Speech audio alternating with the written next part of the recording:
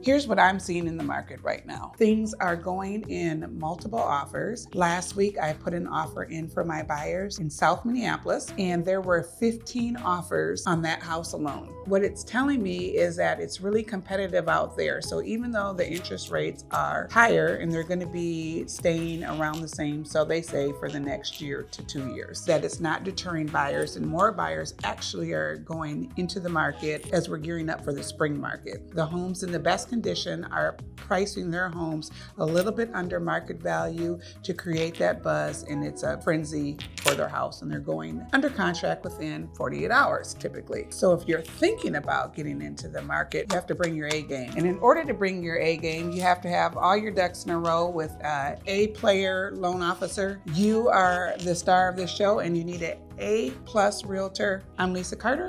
I have 22 years of experience of selling homes, so call me.